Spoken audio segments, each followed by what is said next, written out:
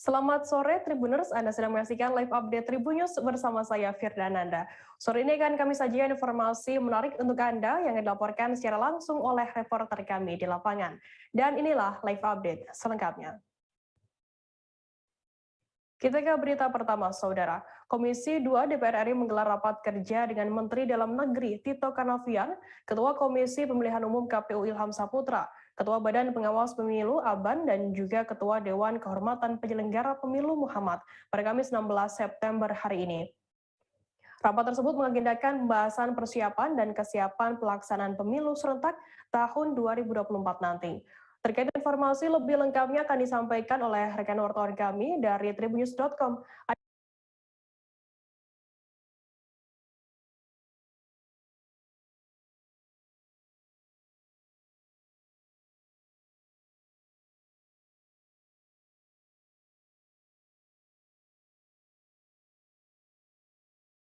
Ada Hairul Umam yang saat ini sudah tersambung bersama kami. Halo Umam, selamat sore. Selamat sore rekan Firda. Umam, bisa Anda jelaskan bagaimana jalannya rapat kerja Komisi 2 DPR RI hari ini?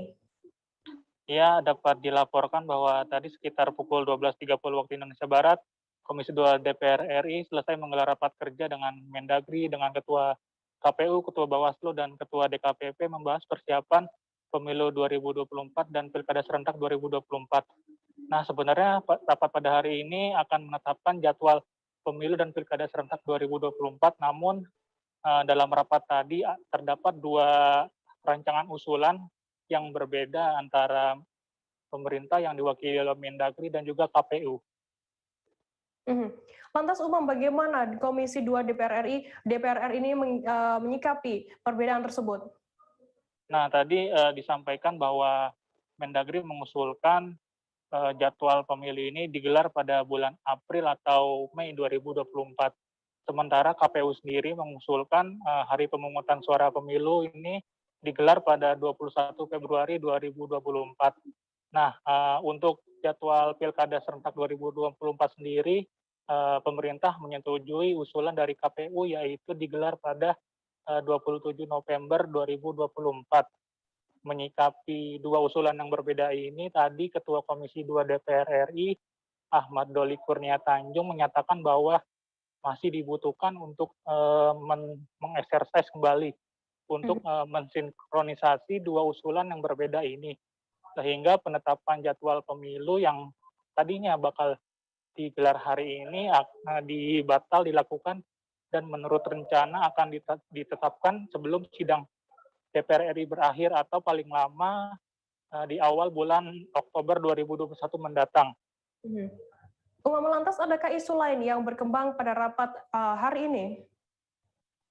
Tadi berkembang juga ada beberapa isu ya. Mendagri tadi menyoroti anggaran yang diajukan oleh Komisi Pemilihan Umum sebesar 86 triliun untuk menggelar pemilu 2024. Mendagri Tito Karnavian meminta KPU untuk mempertimbangkan efisiensi karena negara juga hari ini membutuhkan dana besar untuk memulihkan ekonomi nasional akibat pandemi COVID-19. Selain itu juga tadi berkembang KPU mengusulkan perpanjangan masa kampanye dari 4 bulan menjadi 7 bulan. Nah, ini juga disoroti oleh pimpinan Komisi 2 ya, mempertimbangkan aspek kesehatan di masa pandemi COVID-19. Demikian. Baik, terima kasih rekan wartawan dari tribunnews.com Hairul Umam atas laporannya. Selamat bertugas kembali. Tribuners, kita beralih ke informasi selanjutnya. Rumah kediaman pilot Rimbun Air Haji Mirza di Kelurahan Curug, Kecamatan Bogor Barat, Kota Bogor terus ramai dikunjungi sanak saudara, kerabat, dan para tetangga. Sejak kemarin, kerabat saudara dan para tetangga terus hadir untuk memberikan dukungan. Karangan bunga pun terus berdatangan pasca adanya informasi mengenai kabar terakhir proses evakuasi. Terkait informasi lebih detailnya sudah bergabung bersama kami wartawan dari Tribun News Bogor, ada Lingga Arfian yang akan memberikan laporannya langsung dari Bogor sana. Halo Lingga. Iya Firda. Lingga, bisa Anda jelaskan bagaimana pantauan terakhir suasana di kediaman pilot Rimbun Air Kapten Mirza ini sejak kemarin hingga hari ini? Ya, Firda dan rekan-rekan Tribuners, sejak kemarin kami dari awak media di Kota Bogor melakukan pemantauan di rumah kediaman Kapten Mirza yang merupakan pilot dari Rimbun Air. Kedatangan kami melakukan konfirmasi ataupun mencari keterangan terkait adanya informasi mengenai hilang kontaknya pesawat Rimbun Air yang terbang dari Bandara Nabire ke Sugapa. Kemarin memang sejak kemarin keluarga melakukan untuk mencari informasi seperti itu, namun baru dapat kabar sekitar malam tadi. Tadi juga kami sempat melakukan kunjungan ke rumahnya dan pihak keluarga mengatakan bahwa pihak keluarga sudah mendapatkan informasi pasti ataupun informasi resmi. Sejak kemarin memang rumah kediaman Kapten Mirza ini ramai dikunjungi sanak saudara maupun kerabat dan tetangga yang datang memberikan support dukungan. Tadi juga berbagai karangan bunga juga tiba di kediaman Kapten Mirza di kawasan Kelurahan Curug, tepatnya di Kota Bogor, Kecamatan Bogor Barat. Seperti itu, Firda.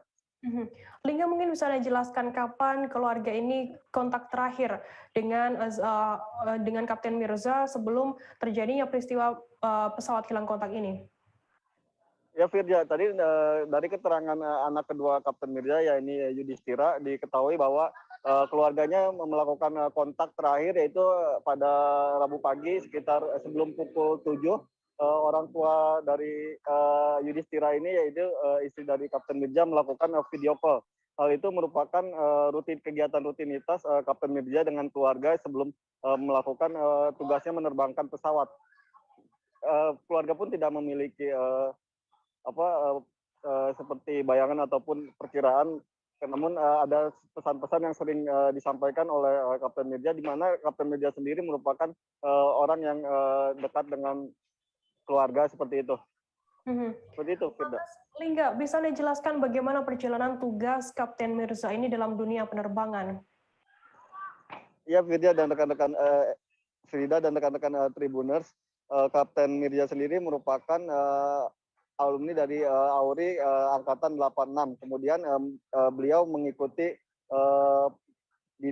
ikatan dinas pendek sekitar 10 tahun dan terakhir tugas di Lanut Atan Sanjaya sebagai penerbang helikopter. Setelah itu Kapten Mirza sendiri menjalankan tugas sebagai pilot di penerbangan swasta, sempat juga bekerja di Aviastar sebelum akhirnya pada awal 2021 sekitar bulan Februari Kapten Mirza menjadi penerbang di pesawat Rimbun Air.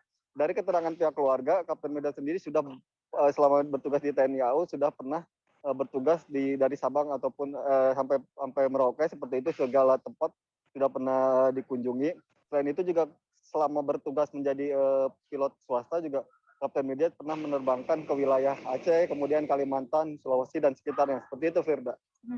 Mungkin bisa Anda jelaskan sedikit, Lingga, tentang sosok Kapten Mirza ini di mata keluarga seperti apa? Ya, Mirza, sosok Kapten Mirza sendiri merupakan sosok kepala keluarga yang sangat agamis. Selain itu juga sangat tegas dan sangat sayang kepada keluarga. Karena setiap kali akan berangkat bekerja gitu, Kapten Mirza selalu melakukan kontak dengan keluarga, baik dengan istri ataupun anak-anaknya. Selain itu juga di mata tetangga juga Kapten Mirza merupakan sosok yang sangat baik, yang ramah, kemudian sangat berjiwa sosial tinggi. Seperti diketahui sejak sebelum pandemi maupun ketika pandemi, Kapten Mirza seringkali meminta tolong kepada ketua RT untuk mengumpulkan data-data anak yatim maupun janda dan orang yang tidak mampu untuk diberikan bantuan. Memang keberadaan Kapten Mirza di lingkungannya jarang sekali terlihat karena memiliki tugas yang jauh gitu. Namun mereka sempat selalu aktif gitu dalam kegiatan sosial. Seperti itu, Firda. Baik, Tribuners, tadi jurnalis kami Lingga Arfian juga sudah melakukan wawancara dengan Ketua RT 2 RW 8 Wahyu Setiadi dan juga anak kedua dari pilot Kapten Mirza bernama Yudhistira. Berikut liputannya untuk Anda. Ya paling karena orangnya jarang di rumah ya, jadi kalau sekiranya ada di rumah paling suka agenda-agenda ngasih-ngasih santunan gitu ya, yatim-yatim, janda-janda gitu kan. Kalau Agustusan biasanya dia suka ngasih sumbangan-sumbangan. Kayak waktu ada, kalau di sini waktu itu ada tim sepak bola juga suka ngasih sumbangan bola, kostum gitu. Jiwa sosialnya sih tinggi ya, tinggi, saya salut gitu. Cuma itu pemberitahu tuh warga Bapak? Warga saya, warga RT 02 RW 08. Beliau tuh pensiunan tentara atau kalau itu kurang tahu ya. Cuma saya tahunya dia pilot komersil ya, pilot swasta ya. pilot swasta. Sebelumnya emang dari ini ya, Dari TNI AU ya, dari TNI. Selama berapa lama kayaknya dia pindah ke swasta ya gitu. Mungkin paling cepat tiba mungkin malam jam 11-an mungkin.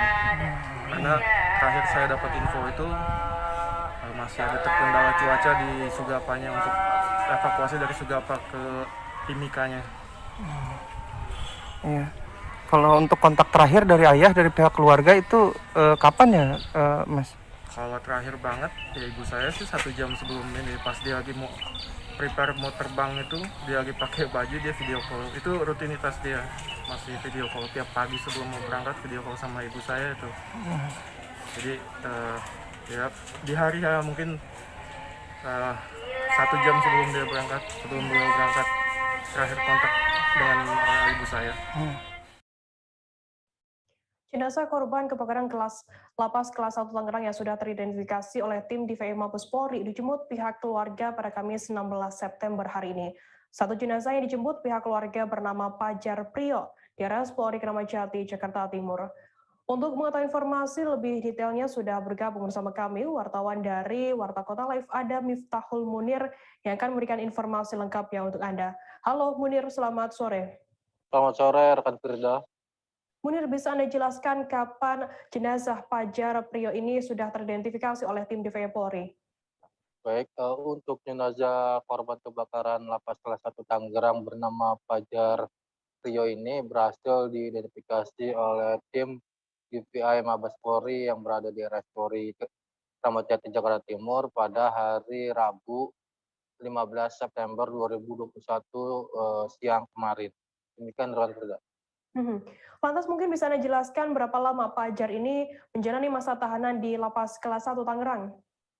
Baik, untuk Pajar sendiri merupakan tahanan narkotika yang mendekam di lapas kelas 1 Tangerang sejak 2018.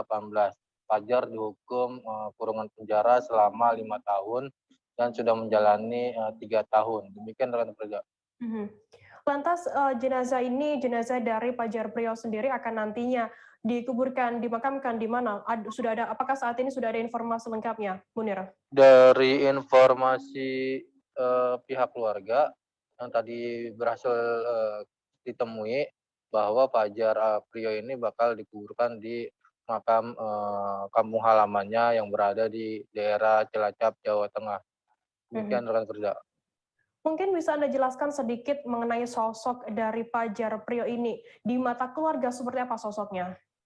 Baik, sesuai keterangan dari pihak keluarga, Pajar ini merupakan sosok yang baik, kemudian juga penyayang, serta peduli sama para ponakannya yang usianya jauh di bawah Pajar, sehingga pihak keluarga ataupun keponakannya sendiri merasa kehilangan dengan kepergian Pajar Priyo untuk selama-lamanya karena menjadi korban kebakaran lapas kelas 1 Tangerang. Demikian rekan Firda. Baik, Tribuners, tadi jurnalis kami Miftahul Munir juga sudah melakukan wawancara dengan Farhan, keponakan dari Pajar Priyo. Berikut liputannya untuk Anda. Pas ngeliat dari berita. Nah itu yang pertama didatangi lapas dulu atau rumah sakit? Yang pertama didatangin oleh pihak keluarga. Oleh pihak keluarga, lapas dulu. Lapas dulu. Terus pas di lapas itu dapat info udah meninggal. Iya. Terus kemarin nyerahin apa aja ke RS Polri? Dokumen-dokumennya. Dokumen apa aja dokumennya? Ijazah, itu KTP. Ini Mas Pajar mau dikubur di mana, Bang? Di Cilacap. Cilacap. Mas Pajar ini kasusnya apa sih Mas kemarin? Kasusnya? Saya nggak berani nyebutin ya, kurang enak soalnya. Mas, untuk Mas Pajar ini kakak atau sepupu? Om. Om. Gimana sih kesehariannya Mas Pajar itu? Kesehariannya di lapas. Sama keluarga itu orangnya gimana? Baik, alhamdulillah. Baik ya. Peduli nggak kalau sama ponakan-ponakannya? Peduli semuanya, sama peduli, ponakan, sama saudara, sama sepupu, semuanya yang berkaitan saudara juga dia. berarti Mas Fajar ini emang baik ya. Merasa kehilangan nggak Bang dengan kehilangan banget?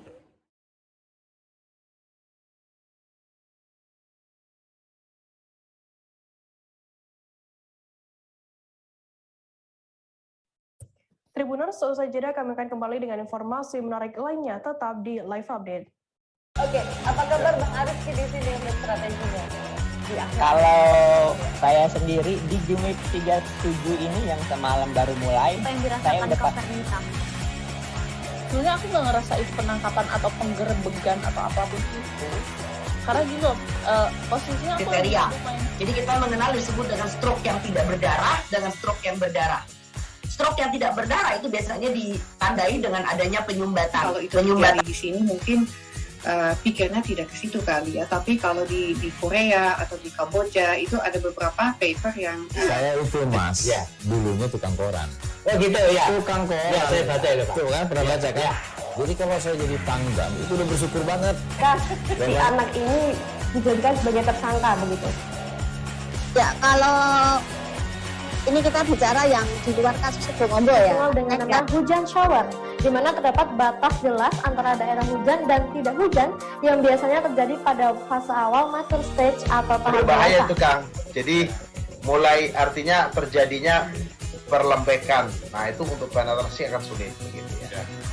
Dok, saya ini menurut saya memang tidak mudah, bukan urusan tanah diambil. Kalau misalnya Amerika Serikat sekarang, Rasulullah mengatakan dalam sebuah hadis bahwa berpuasa di 6 hari Syawal itu. Oke, apa kabar Bang Arif di sini untuk strateginya? Kalau saya sendiri di Jumip 37 ini yang semalam baru mulai, Apa yang saya dirasakan udah Kak Fernita? Sebenarnya aku nggak ngerasa itu penangkapan atau penggerebegan atau apapun itu. Karena gini loh, posisinya aku kriteria. Jadi kita mengenal disebut dengan stroke yang tidak berdarah dengan stroke yang berdarah. Stroke yang tidak berdarah itu biasanya ditandai dengan adanya penyumbatan. Kalau itu terjadi di sini mungkin pikirnya tidak ke situ kali ya. Tapi kalau di Korea atau di Kamboja itu ada beberapa paper yang saya itu Mas, ya, dulunya tukang koran. Oh gitu ya. Tukang koran. Ya, saya baca itu Pak. Tuh kan pernah baca kan? Ya. Jadi kalau saya jadi tanggam itu udah bersyukur banget. Kak, si anak ini dijadikan sebagai tersangka begitu. Ya, kalau ini kita bicara yang di luar kasus Situbondo ya. Dengan nama hujan shower, di mana terdapat batas jelas antara daerah hujan dan tidak hujan yang biasanya terjadi pada fase awal mature stage atau tahap Berbahaya dewasa. itu Kang. Jadi mulai artinya terjadinya perlembekan. Nah itu untuk penetrasi akan sulit begitu ya. Dok, saya ini menurut saya memang tidak mudah, bukan urusan tanah diambil. Kalau misalnya Amerika Serikat sekarang, Rasulullah mengatakan dalam sebuah hadis bahwa berpuasa di 6 hari Syawal itu. Terima kasih Anda masih bersama kami di Live Update. Kita beralih ke informasi selanjutnya, Saudara. Pengadilan Negeri Jakarta Pusat hari ini Kamis 16 September menggelar sidang agenda pembacaan putusan gugatan polusi udara yang diajukan 32 orang. Penggugat yang menamakan diri Gerakan Inisiatif Bersihkan Udara Koalisi Semesta Ibu Kota. Dalam gugatan ini mereka yang digugat adalah Presiden Joko Widodo, Menteri Lingkungan Hidup dan Kehutanan, Menteri Kesehatan, dan Menteri Dalam Negeri. Kemudian ada juga Gubernur DKI Jakarta, Gubernur Jawa Barat, serta Gubernur Banten. Sidang pembacaan putusan ini akhirnya dibacakan setelah 2 tahun perkara bergulir sejak diajukan pada 4 Juli 2019. Untuk mengetahui informasi lebih detailnya sudah bergabung bersama kami wartawan dari tribunnews.com ada Danang Triatmojo yang akan memberikan informasi lengkapnya untuk Anda Tribuners. Halo Danang, selamat sore. Halo rekan Firda. Danang, bisa dijelaskan bagaimana putusan gugatan polusi udara yang digelar pada hari ini? Ya, hari ini Pengadilan Negeri Jakarta Pusat menggelar sidang agenda putusan. Majelis Hakim tadi memutus mengabulkan sebagian gugatan perkara nomor 374 terkait polusi udara yang diajukan oleh Koalisi Ibu Kota. Dalam amar putusannya, Hakim menyatakan pemerintah selaku tergugat, yaitu Presiden RI, Menteri Lingkungan Hidup, Menteri Dalam Negeri, Menteri Kesehatan, dan Gubernur DKI Jakarta, serta 2 pihak tergugat, yakni Gubernur Banten dan Gubernur Jawa Barat, dinyatakan melakukan perbuatan melawan hukum. Hakim menyatakan para tergugat sudah lalai memenuhi kewajiban atas terpeliharanya udara bersih dan sehat bagi masyarakat. Para tergugat dinyatakan melanggar pasal Undang-Undang Nomor 32 Tahun 2009 tentang perlindungan dan pengelolaan lingkungan hidup. Demikian rekan Firda. Lantas apa saja poin-poin sanksi yang dijatuhkan hakim kepada para tergugat ini? Tadi disampaikan hakim dalam petitumnya, maksud kami dalam putusannya, Presiden Joko Widodo selaku tergugat 1 diminta menetapkan baku mutu udara yang cukup untuk melindungi kesehatan manusia dan populasi di wilayah kota. Gubernur DKI Jakarta saat ini, Anies Baswedan selaku tergugat 5, diminta untuk melakukan uji emisi kendaraan secara berkala, serta mengevaluasi ambang batas emisi gas buang terhadap kendaraan bermotor lama.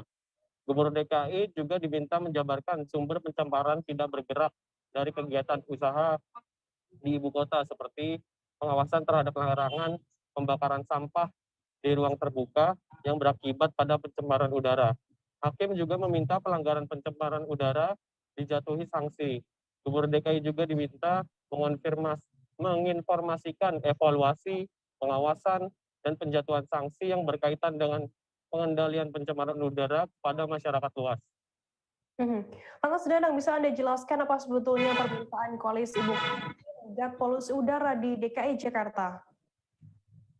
Ya, gugatan koalisi warga ibu kota ini berangkat dari data alat pemantau kualitas udara di Jakarta. Berdasarkan data, konsentrasi rata-rata tahunan untuk parameter ozon, PM10, dan PM2.5 selalu melebihi ambang batas normal.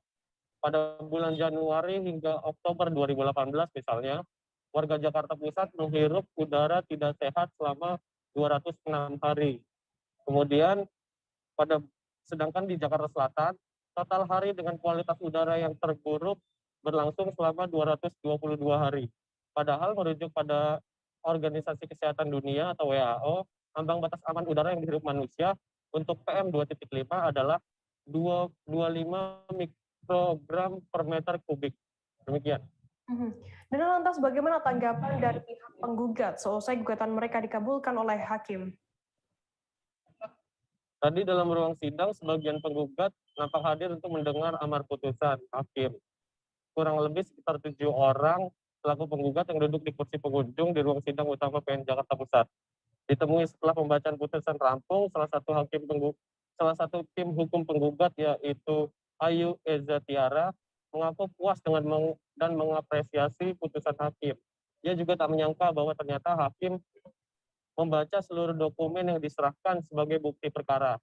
Bahkan keterangan saksi-saksi dan ahli yang diajukan penggugat, seluruhnya juga dikutip dan dijadikan pertimbangan. Untuk kedepannya, kuasa hukum berharap pihak pemerintah selaku tergugat tidak mengajukan upaya hukum lanjutan atas putusan pengadilan tingkat pertama ini. Sebab jika pemerintah melakukan banding bahkan atau peninjauan kembali, dikhawatirkan pemenuhan hak masyarakat atas udara bersih dan sehat makin lama terpenuhi. Demikian. Baik, Tribuners, tadi jurnalis kami juga melakukan wawancara dengan salah satu tim hukum penggugat bernama Ayu Eza Tiara. Berikut liputannya untuk Anda. Apakah kita puas atau tidak? Ya kami juga sangat mengapresiasi putusan dari hakim, karena hakim ternyata membaca seluruh dokumen kami, bahkan saksi-saksi dan ahli-ahli kami semuanya dikutip. Tidak ada tuh kutipan yang dihadirkan dari pihak lawan ya. Jadi kami sangat mengapresiasi kinerja hakim walaupun agak lama, tapi kita percaya itu adalah bentuk dari kehati-hatian hakim. Dan tinggal ke depannya, ini kan tingkat pengadilan negeri ya. Kita berharap sih turut tergugat dan para tergugat tidak mengajukan banding. Kenapa? Karena tingkat pengadilan aja itu kita memakan 2 tahun. Nanti kalau banding bahkan hingga peninjauan kembali yang biasanya dilakukan oleh para pihak yang kalah ya, itu pasti akan memperlambat sih proses pemenuhan hak atas udara yang bersih dan sehat. Dengan adanya putusan yang sudah jelas seperti ini, kami berharap yuk kita sama-sama fokus dalam mengatasi pencemaran udara. Dan kami juga tim advokasi dari awal sudah sampaikan bahwa kita bersedia berpartisipasi bekerja sama dengan pemerintah, memberikan masukan, memberikan hasil kajian kami untuk kepentingan warga Jakarta. Tim Satgas Komisi Pemberantasan Korupsi KPK melakukan operasi tangkap tangan di Kalimantan Selatan pada Rabu 15 September kemarin. Pelaksana tugas juru bicara KPK Ali Fikri menerangkan penangkapan sejumlah pihak di Kalsel pukul 8 waktu Indonesia Tengah. Depan kantor Dinas Pekerjaan Umum Hulu Sungai Utara saat ini dipasang peringatan bagi yang tidak berkepentingan dilarang masuk. Selesai adanya OTT yang terjadi di HSU oleh Komisi Pemberantasan Korupsi KPK. Untuk mengetahui informasi lebih detailnya sudah bergabung bersama kami wartawan dari Banjarmasin Post, ada Reni Kurniawati yang akan memberikan informasi lengkapnya untuk Anda. Halo Reni, selamat sore. Ya, selamat sore Mbak. Reni, bisa Anda jelaskan bagaimana kondisi saat ini di Dinas Pekerjaan Umum setelah adanya OTT KPK di sana? Ya, terima kasih. Saat ini kebetulan saya berada tepat di depan dari kantor Dinas Pekerjaan Umum yang berada tepatnya di tengah pusat Kabupaten Hulu Sungai Utara. Nah, ya di bagian depan saat ini memang masih diberikan peringatan kepada siapapun yang datang untuk yang tidak berkepentingan masuk untuk dilarang masuk. Ya, bisa kita lihat di sini terdapat tulisan yang tidak berkepentingan dilarang masuk. Dan jika kita lihat lagi di bagian dalam, pada saat pagi hari tadi kami melakukan wawancara dengan beberapa pegawai, memang masih dilakukan aktivitas seperti biasa, namun untuk di ruangan dari bidang sumber daya air sendiri saat ini terlihat memang masih terdapat garis larangan masuk dari KPK. Ya. Oke, ya, seperti di belakang saya. Dari Polres HSU sendiri terkait adanya OTT KPK di Dinas Pekerjaan Umum sana. Ya, dari Polres Hulu Sungai Utara sendiri memang diminta untuk melakukan pengawalan dan pengamanan, di mana sebelumnya pada saat hari Rabu 15 September 2021, tepatnya pukul 8 malam atau pukul 20.00 WITA, memang diminta untuk menyiapkan ruangan yang dilakukan untuk melakukan interview atau pemeriksaan. Dan dari pihak Polres sendiri juga telah menyiapkan ruangan seperti itu pada saat jam malam tersebut sampai hingga pukul 3 dini hari pagi ini, hari Kamis 16 September 2021 gitu. Lantas berdasarkan pantauan Anda di lokasi, Reni, bagaimana saat ini suasana di kantor Gapensi yang juga turut digeledah begitu oleh pihak KPK? Ya, untuk di Gapensi sendiri memang tadi kami sempat mendatangi kantor sendiri, memang terlihat sepi, dan boleh kami tambahkan bahwa dari Polres Hulu Sungai Utara juga melakukan pengawalan. Saat ini memang ada beberapa yang diduga dibawa ke Jakarta oleh dari KPK sendiri, dan dari Polres HSU terdapat 2 anggota yang ikut melakukan pengawalan hingga sampai ke Jakarta. Dari Polres HSU juga melakukan pengamanan pada saat dari jam 8 malam hingga jam 3 pagi tersebut, melakukan pengamanan selama 7 jam. Aktivitas dari KPK yang diketahui dari jumlah KPK sendiri yang datang ke Polres HSU berjumlah 16 orang. Demikian. Untuk saat ini, apakah sudah ada sosok-sosok yang sudah dibawa ke Jakarta oleh pihak KPK, Reni? Ya, informasi resmi memang belum kami dapatkan, namun memang dari informasi yang dihimpun memang ada setidaknya ada 5 orang dari Kabupaten Hulu Sungai Utara yang dibawa KPK, yang salah satunya adalah MI yang merupakan PLT Kepala Dinas Pekerjaan Umum, lalu MR yang merupakan juga di bidang Bina Marga, MN dari Gapensi, FR dari Gapensi, dan LT dari staf Kelurahan Murungsari. Demikian. Bagaimana untuk tanggapan dari Bupati HSU sendiri terkait adanya OTT KPK dan juga 5 orang dari pemerintahan di sana yang dibawa ke Jakarta terkait dugaan korupsi ini? Ya, kami juga telah berkomunikasi langsung dengan Bupati Hulu Sungai Utara pada pagi hari tadi. Memang beliau belum mendapatkan informasi resmi dari pihak yang terkait mengenai hal ini, namun beliau mengatakan akan mencari informasi lebih pasti dari adanya OTT yang terjadi di Kabupaten Hulu Sungai Utara ini. Baik, Tribuners, tadi jurnalis kami Reni juga sudah melakukan wawancara dengan Kapolres HSU AKBP Afri Darmawan. Berikut liputannya untuk Anda. Kapolri hanya membackup saja ya. Kita juga pada penangkapan juga kita tidak hadir, tapi untuk di kerjasama dengan KPK minta tolong disiapkan tempat untuk melakukan pemeriksaan. Itu aja kita ada kita siapkan. Udah. Kemudian di lingkungan Polres juga kita amankan juga. Untuk kita jaga gitu sih. Kita aja. Anggota yang dilibatkan berapa ya? Anggota kita ya dalam tempat ini anggota yang melaksanakan piket ya kita jaga gitu aja. Terkait materi yang di ini mereka dari Polres memang ini dan terkait materi pemeriksaan mereka gitu. Dari jam 8 malam sampai jam 3 pagi itu dari pihak kepolisian berapa anggota dan yang ikut melakukan pengamanan di sini? Kalau pengamanan yang penting pada saat piket malam hari itu seperti biasa kita dari semua kekuatan kita biasanya kita ada sprint untuk tiket setiap hari untuk di Mako kita ini biasanya gitu. Jadi dari Polres melakukan pengamanan dan pengawalan itu hanya di lingkungan Polres ya? Di lingkungan Polres saja. Di luar dari itu memang tidak melibatkan? Tidak melibatkan. Dugaan korupsi pengadaan sapi melalui aspirasi atau pokok-pokok pikiran anggota Dewan APBD 2020 di Kabupaten Kuningan mendapat keterangan langsung dari Ketua DPRD Kuningan, yakni Nuzul Rahdi. Mengawali perbincangan, Ketua DPRD Kuningan yang akrab disapa Zul ini menyampaikan klarifikasi dari beredarnya pemberitaan tersebut. Alasan itu dilakukan untuk menghindari penilaian atau tidak menjadi bola liar. Terkait informasi lebih lengkapnya akan disampaikan oleh rekan wartawan kami dari Tribun Cirebon, ada Ahmad Ripai yang saat ini sudah tersambung bersama kami. Halo Ripai, selamat sore. Sore rekan Firda. Ripai, bisa Anda jelaskan adanya anggota Dewan yang terlibat dugaan korupsi sapi ini, bagaimana sejauh ini kasusnya?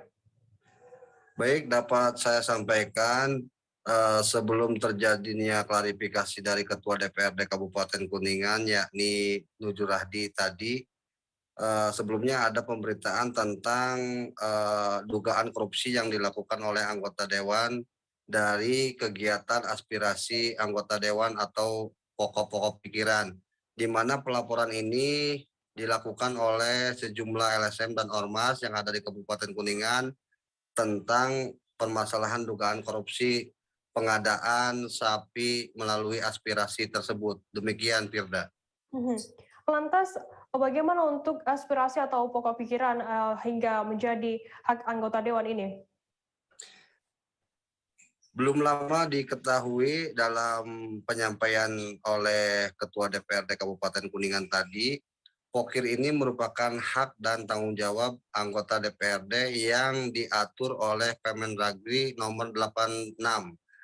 Diketahui juga bahwa pelaksanaan dan hak itu merupakan bentuk pengabdian dan pelayanan terhadap masyarakat yang dilakukan oleh DPRD Kabupaten Kuningan yang muncul dari reses ataupun kegiatan dengan masyarakat yang terjadi pada 3 kali dalam setahun, di mana diketahui pengabulan aspirasi ataupun pokok-pokok pikiran ini atas kebutuhan yang diajukan oleh masyarakat atau konstituen.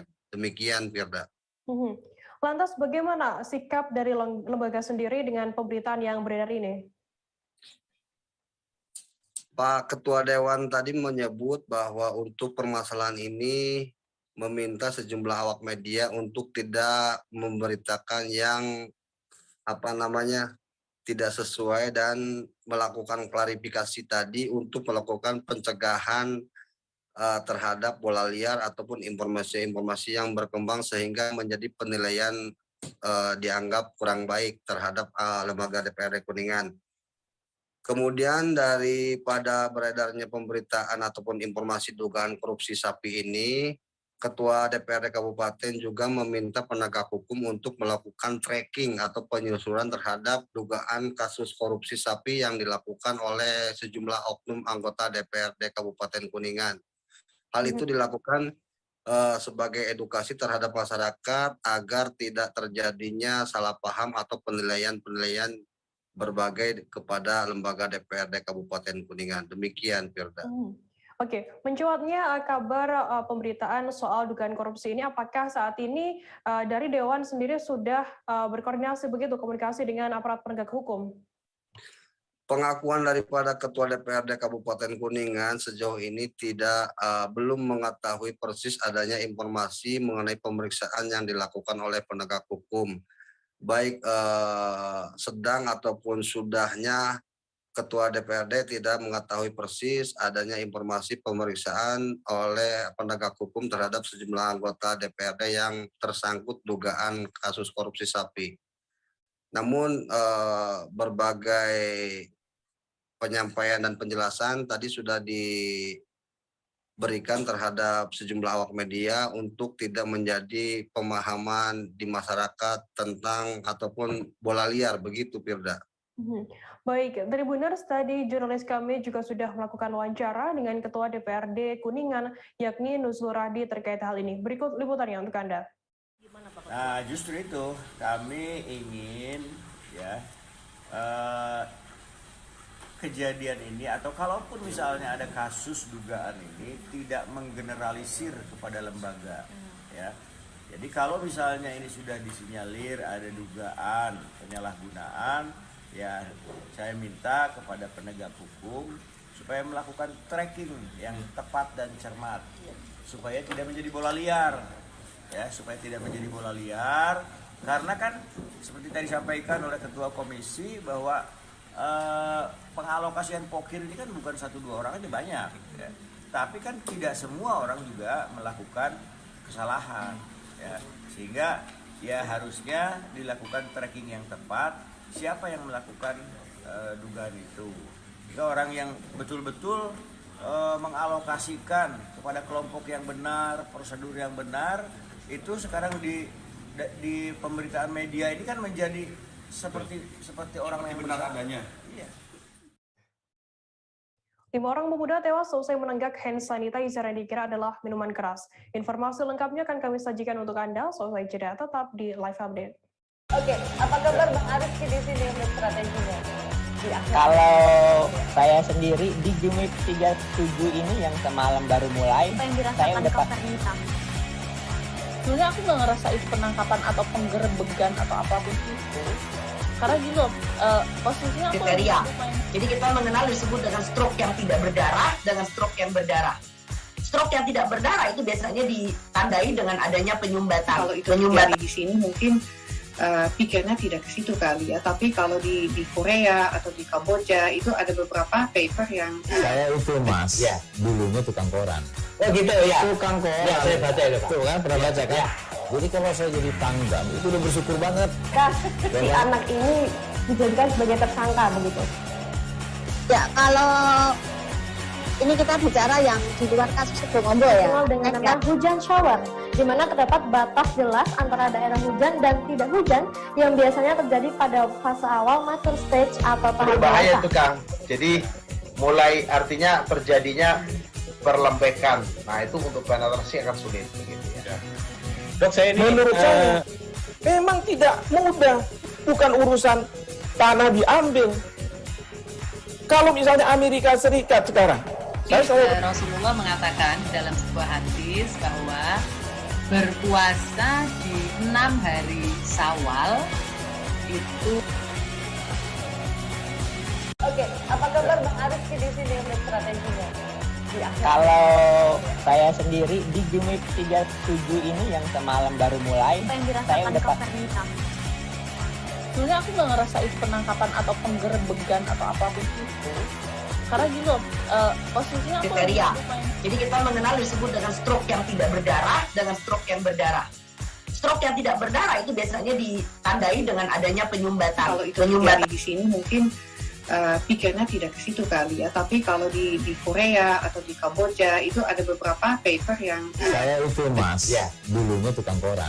Oh gitu ya. Tukang koran. Ya, saya baca itu Pak. Tuh kan pernah baca kan? Ya. Jadi kalau saya jadi pangdam itu udah bersyukur banget. Si anak ini dijadikan sebagai tersangka begitu. Ya, kalau ini kita bicara yang di luar kasus Sebongombo ya. Dengan nama hujan shower, di mana terdapat batas jelas antara daerah hujan dan tidak hujan yang biasanya terjadi pada fase awal mature stage atau tahap Berbahaya dewasa. itu Kang. Jadi mulai artinya terjadinya perlembekan. Nah itu untuk penetrasi akan sulit gitu ya. Dok, saya ini menurut saya memang tidak mudah, bukan urusan tanah diambil. Kalau misalnya Amerika Serikat sekarang, Rasulullah mengatakan dalam sebuah hadis bahwa berpuasa di 6 hari Syawal itu. Oke, apa kabar Bang Arif di sini untuk strateginya? Kalau saya sendiri di Jumip 37 ini yang semalam baru mulai, saya udah pas. Sebenarnya aku nggak ngerasain penangkapan atau penggerebegan atau apapun itu, karena gini loh, posisinya aku jadi kita mengenal. Terima kasih Tribuners, Anda masih bersama kami di Live Update. Kita beralih ke informasi selanjutnya, Saudara. Nio Juanda Yasin atau pemeran Boris dalam sinetron Preman Pensiun diringkus polisi di sebuah guest house di kawasan Lembang, Kabupaten Bandung Barat karena kedapatan menyalahgunakan narkoba. Dia diringkus anggota Satuan Reserse Narkoba Polres Cimahi pada 11 September lalu bersama satu orang temannya yakni berinisial RI. Saat ini keduanya sudah mendekam di ruang tahanan Mapolres Cimahi. Terkait informasi lebih lengkapnya akan disampaikan oleh rekan wartawan kami dari Tribun Jabar. Ada Hilman Kamaludin yang saat ini sudah tersambung bersama kami. Halo Hilman, selamat sore. Iya, selamat sore Firda. Ya, Hilman bisa Anda jelaskan bagaimana kronologi penangkapan Boris Preman Pensiun yang terjerat kasus narkoba ini? Ya, berdasarkan keterangan dari Kapolres Cimahi kemarin sore bahwa dalam press release bahwa kronologi penangkapan Boris ini berawal dari laporan masyarakat. Kemudian aparat kepolisian juga melakukan penyelidikan lebih dalam dan langsung mendatangi TKP sesuai laporan masyarakat tersebut. Lalu polisi mendatangi guest house yang ada di Lembang tadi gitu. Berdasarkan laporan dari masyarakat bahwa ditemukan emang Boris sedang berada di sana gitu dan ditemukan barang bukti seberat 1 gram sabu saat dia berada bersama temannya gitu. Seperti itu, Firda. Lantas mungkin bisa Anda jelaskan berapa banyak barang bukti dari narkoba ini yang diamankan oleh pihak kepolisian saat Boris ditangkap? Ya, seperti yang saya jelaskan barusan, untuk barang bukti yang diamankan polisi dari tangan pelaku saat ditangkap itu hanya 1 gram saja. Tetapi ada kemungkinan Boris itu sudah mengkonsumsi narkoba. Jadi yang 1 gram itu hanya sisanya saja gitu, Mila.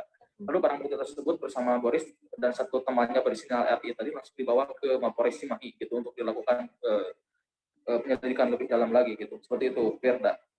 Lantas Hilman, mungkin sudah ada informasi terkait alasan mengapa Boris ini mengonsumsi narkoba? Untuk sampai saat ini aparat kepolisian terus melakukan pendalaman terkait alasan Boris melakukan mengonsumsi narkoba itu apakah karena tekanan pekerjaan atau faktor pandemi COVID-19. Tetapi sejauh ini polisi belum bisa menjelaskan secara rinci terkait alasan Boris melakukan mengonsumsi narkoba seperti itu. Gitu. Untuk saat ini terkait ini masih dilakukan pendalaman oleh aparat kepolisian. Begitu, ya.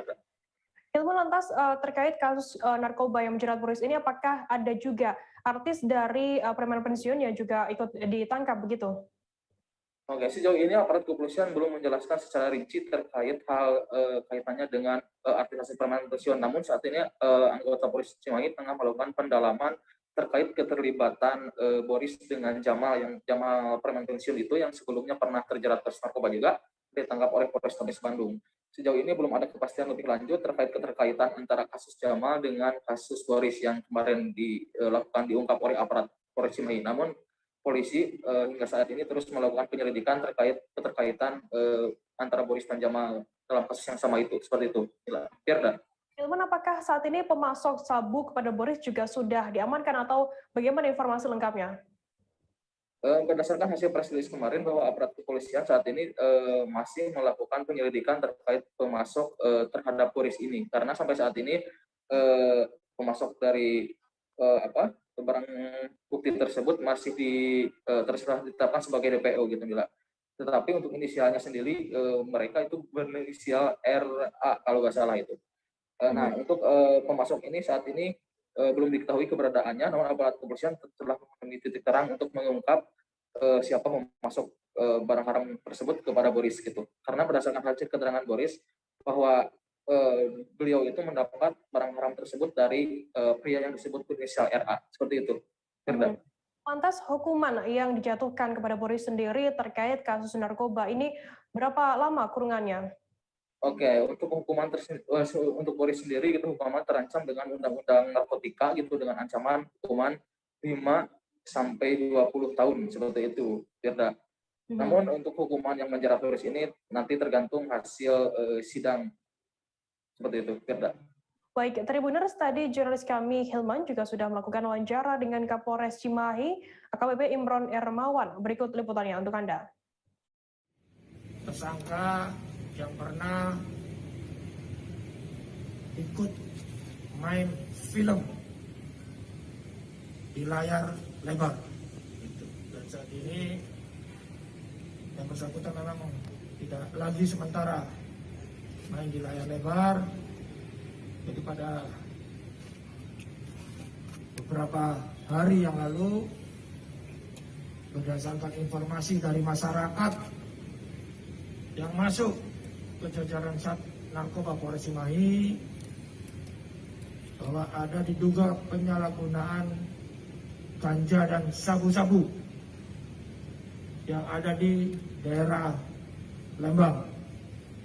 Berdasarkan informasi dari masyarakat tersebut, maka Kasat Narkoba beserta jajarannya melakukan lidik dan undercover buy terhadap diduga pelaku yang memakai sabu-sabu tersebut. Dan alhamdulillah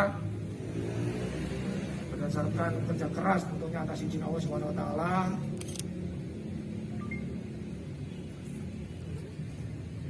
para pelaku kurang lebih 2 orang diamankan, dan salah satunya yaitu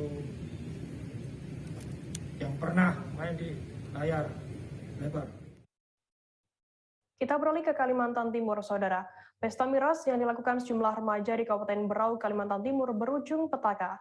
Sebanyak 5 remaja yang tewas akibat menenggak miras oplosan. Usut punya usut, korban mengira minuman yang ditenggaknya merupakan miras jenis ciu. Ternyata minuman yang ditenggak para remaja tersebut merupakan cairan hand sanitizer yang dicampur dengan air. Terkait informasi lebih lengkapnya akan disampaikan oleh rekan wartawan kami dari Tribun Kaltim. Ada Renata Andini yang saat ini sudah tersambung bersama kami. Halo Renata, selamat sore. Selamat sore rekan Firda di studio. Renata, bisa dijelaskan bagaimana awal mula kronologi kejadian ini berlangsung? Baik rekan Firda, jadi kronologi ini bermula dengan adanya penemuan mayat perempuan berinisial ST berusia 18 tahun di sebuah kamar kos, tepatnya di RT 11 Jalan Tanjung Baru Sambaliung pada pukul 10 malam di Sabtu 11 September 2021 kemarin.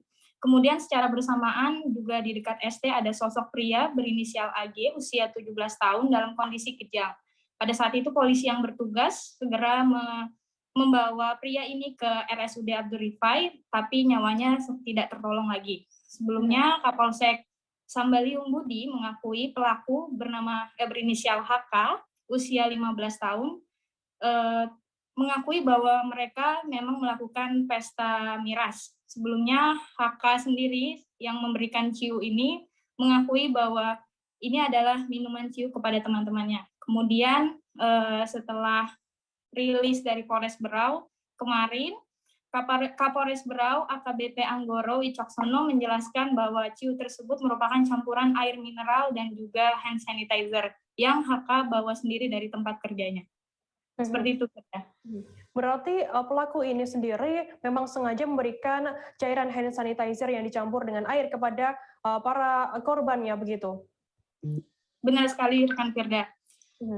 Asli nekat ini ternyata memang dilatar belakangi oleh rasa sakit hati HK karena lantaran selama 5 bulan lamanya dirinya kerap dipalak atau harus memberikan uangnya secara paksa setelah kerja kepada rekan-rekan ini.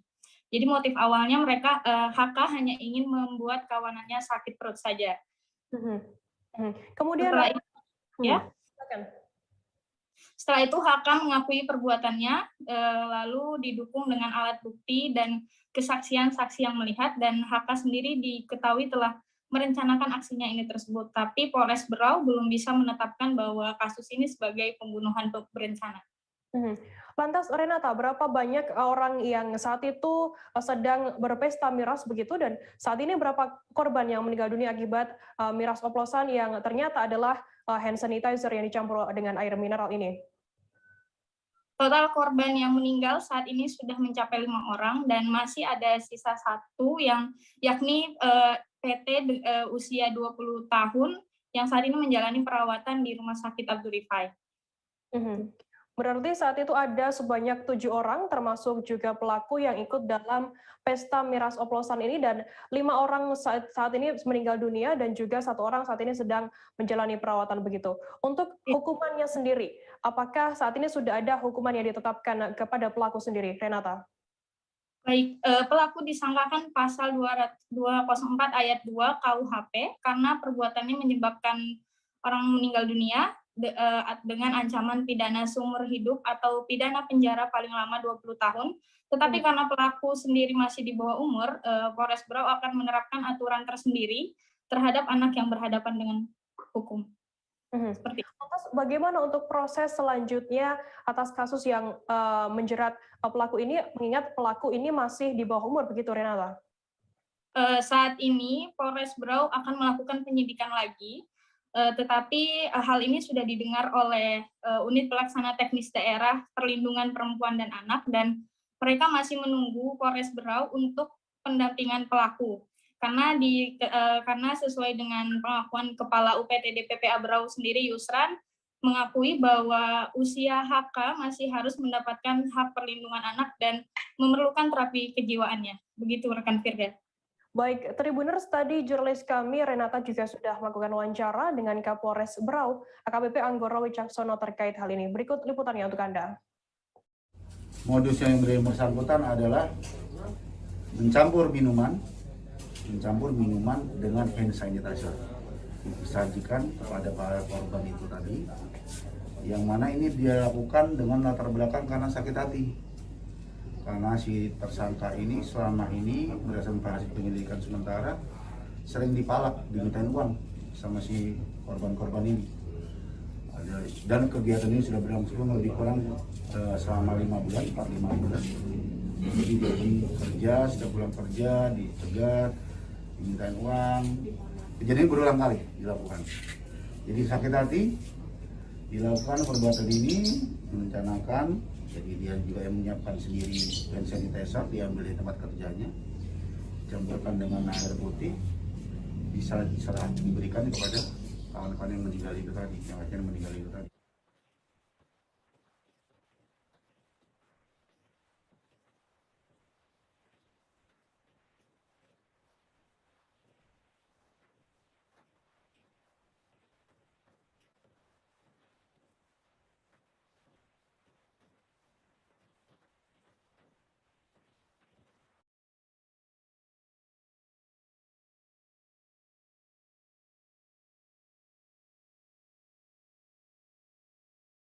Oke, apa kabar Bang Arief di sini untuk strateginya? Kalau saya sendiri di Jumip 37 ini yang semalam baru mulai, saya udah pasti. Sebenarnya aku nggak ngerasa itu penangkapan atau penggerebegan atau apapun itu. Karena gitu, posisinya aku kriteria. Jadi kita mengenal disebut dengan stroke yang tidak berdarah dengan stroke yang berdarah. Stroke yang tidak berdarah itu biasanya ditandai dengan adanya penyumbatan. Kalau itu terjadi di sini mungkin pikirnya tidak ke situ kali ya, tapi kalau di Korea atau di Kamboja itu ada beberapa paper yang saya itu Mas, ya, dulunya tukang koran.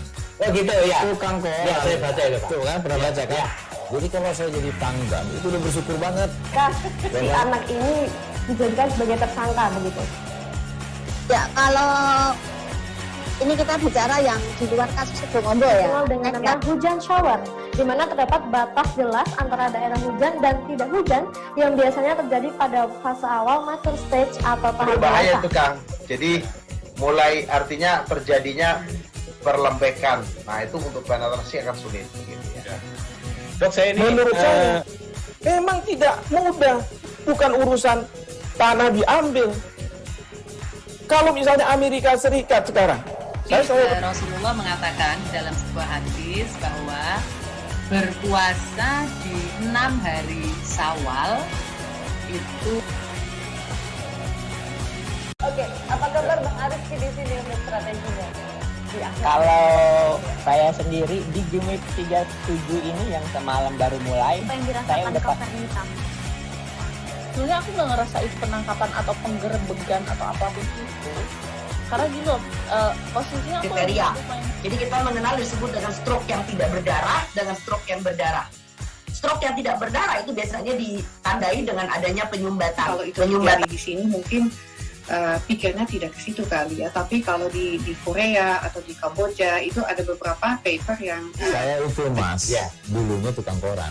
Oh gitu ya. Tukang koran. Ya, saya baca itu Pak. Tuh kan, pernah baca kan? Jadi kalau saya jadi pangdam itu udah bersyukur banget. Si anak ini dijadikan sebagai tersangka begitu. Ya, kalau ini kita bicara yang di luar kasus Bongombo ya. Dikenal dengan nama hujan shower, di mana terdapat batas jelas antara daerah hujan dan tidak hujan yang biasanya terjadi pada fase awal mature stage atau tahap Berbahaya dewasa. itu Kang. Jadi mulai artinya terjadinya perlembekan. Nah itu untuk penetrasi akan sulit. Begitu ya. Dok, saya ini menurut saya memang tidak mudah, bukan urusan tanah diambil. Kalau misalnya Amerika Serikat sekarang, Rasulullah mengatakan dalam sebuah hadis bahwa berpuasa di 6 hari Syawal itu. Oke, apa kabar Bang Arif di sini untuk strateginya? Kalau saya sendiri di Jumip 37 ini yang semalam baru mulai, saya udah pas. Sebenarnya aku nggak ngerasa itu penangkapan atau penggerebegan atau apapun itu.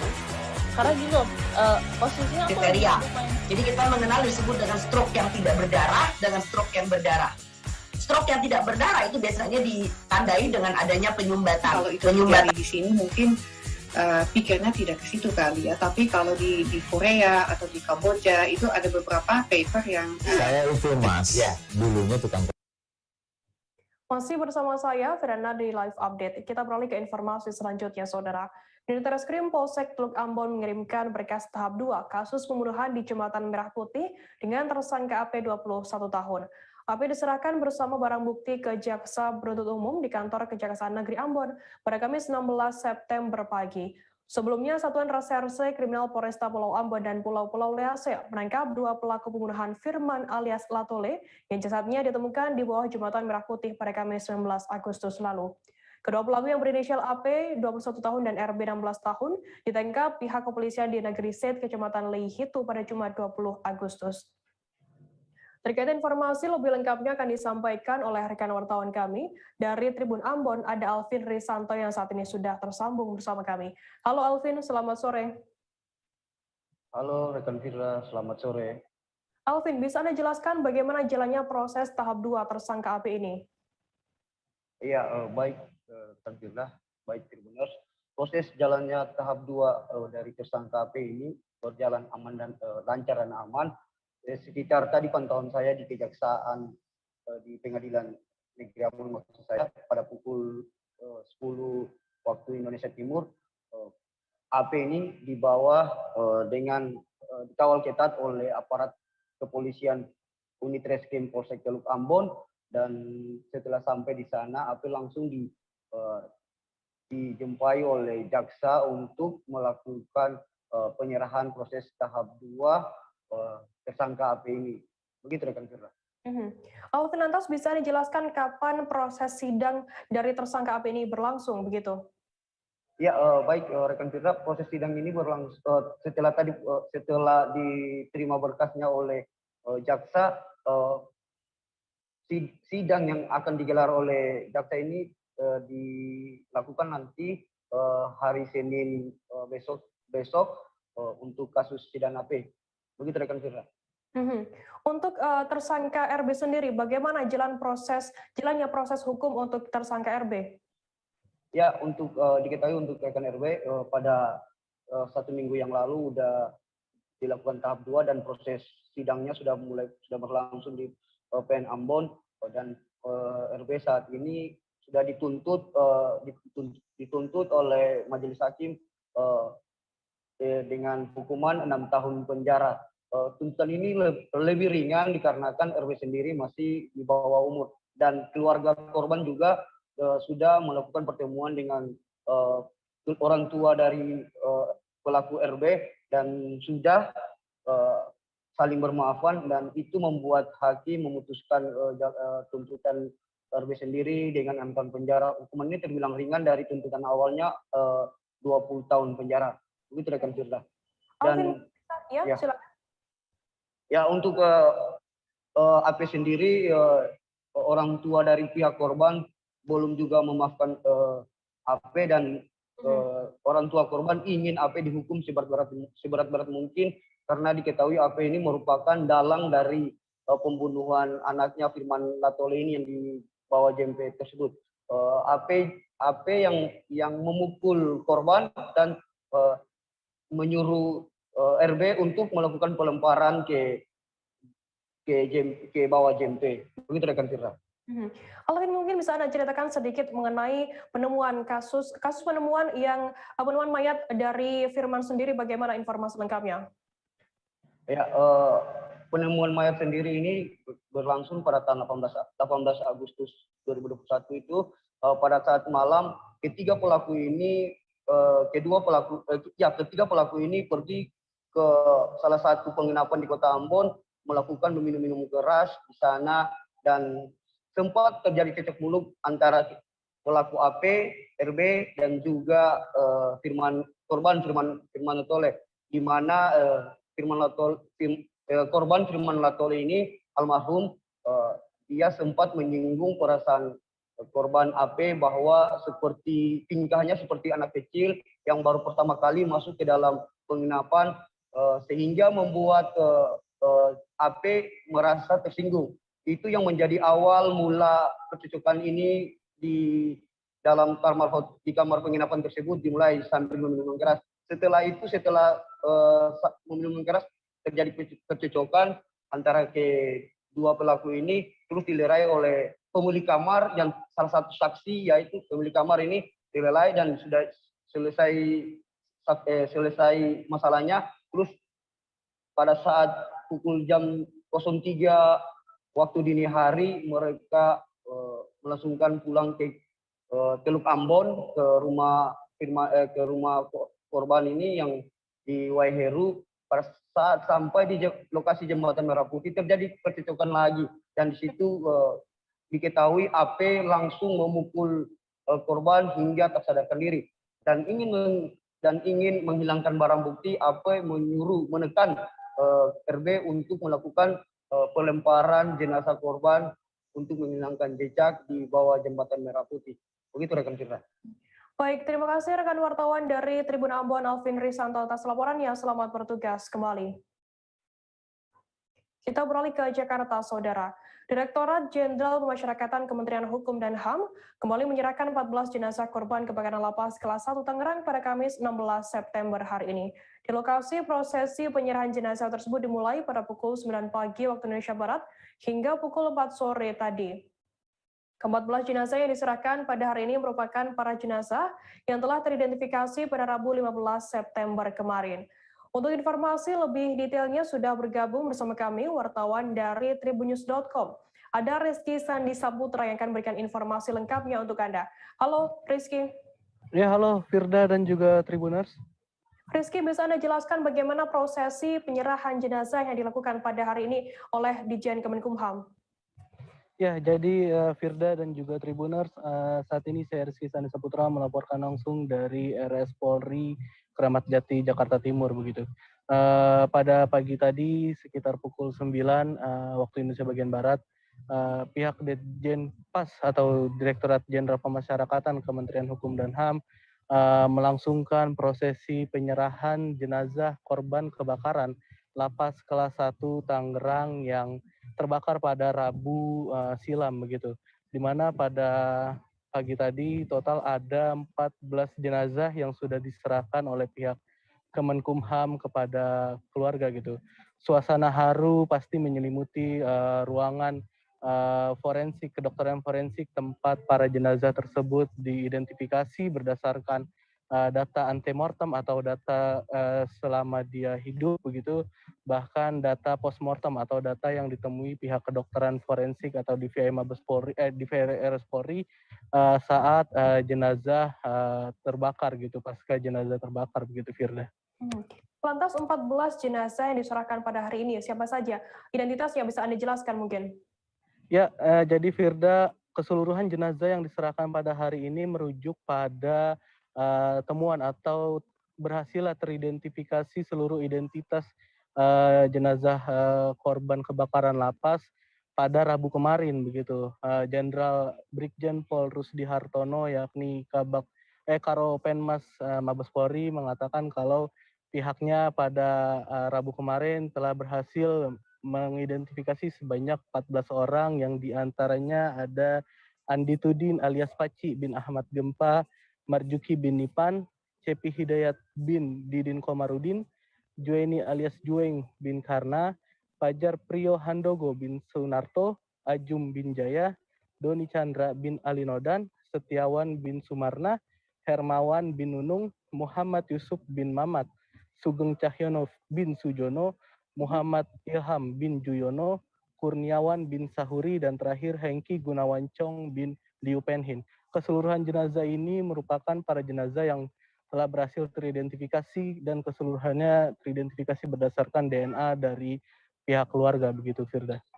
Rizky, hingga saat ini apakah masih ada jenazah yang masih diidentifikasi oleh tim DVI Polri? Ya, tadi berdasarkan keterangan dari Kabak Humas Ditjen Pas Kemenkumham yakni Ibu Rika Aprianti bahwa jika ditotal hingga hari ini sudah ada 38 jenazah dari 41 jenazah napi yang dilarikan ke RS Polri untuk diidentifikasi begitu. Hanya saja hingga saat ini masih ada 2 jenazah lain yang masih terus diidentifikasi yakni keduanya yakni warga negara asal Nigeria yakni Samuel dan juga warga negara Indonesia Bambang Gustanga. Ya, keduanya ini sudah dikenali sebenarnya dari segi fisik begitu oleh tim DVI RS Polri karena kemarin DVI Commander RS Polri yakni Kombes Pol Heri mengatakan ada kecirian khusus antara warga negara asing dan juga warga negara Indonesia yang sebenarnya sudah bisa dikenali gitu, hanya saja pihaknya masih ingin memastikan data primer yakni tes DNA dari keluarga Samuel yang baru saja atau sedang proses didatangkan dari Nigeria begitu Rika. Firda. Rizky, lantas untuk jenazah asal Nigeria ini akan diserahkan kapan ke pihak keluarga?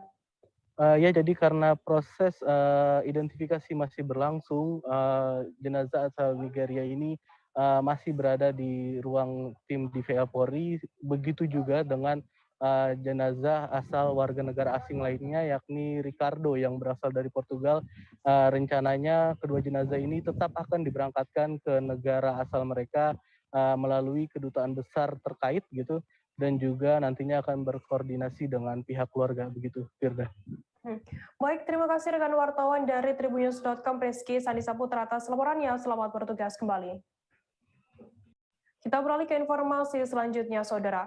KRI Bima Suci akhirnya tiba di kota Tarakan sekira pukul 8:30 waktu Indonesia Tengah pada Kamis 16 September hari ini. KRI Bima Suci bersandar sekira pukul 8:40 di Pelabuhan Lantamal 13, Mamburungan, kota Tarakan. Kedatangan KRI Bima Suci bernomor lambung 945 dalam rangka membawa taruna dan taruni akademik Angkatan Laut AL yang berlayar mengelilingi seluruh wilayah di Indonesia. Terkait informasi lebih lengkapnya akan disampaikan oleh rekan wartawan kami dari Tribun Kaltara, ada Andi Pausiah yang saat ini sudah tersambung bersama kami. Halo Andi. Ya, halo rekan Firda. Andi, bisa Anda jelaskan, diceritakan mungkin dalam rangka apa kedatangan KRI Bima Suci ke kota Tarakan ini? Ya, baik rekan Firda, selamat sore Tribuners, saya Andi melaporkan dari Kota Tarakan, Provinsi Kalimantan Utara. Ya, dapat saya sampaikan KRI Bima Suci tiba di Kota Tarakan sekitar pukul 8.30 WITA pagi tadi dan sudah bersandar di dermaga Pelabuhan Lantamal Mamburungan di Kota Tarakan dan disambut oleh jajaran pimpinan Lantamal serta dari unsur Forkopimda serta Wakil Wali Kota Tarakan. Adapun kedatangan KRI Bima Suci ini dalam rangka membawa taruna dan taruni Akademi Angkatan Laut yang berlayar mengelilingi Indonesia. Pelayaran operasi KRI Bima Suci ini dilaksanakan dalam rangka mendukung latihan praktik Kartika Jalakrida, Taruna-Taruni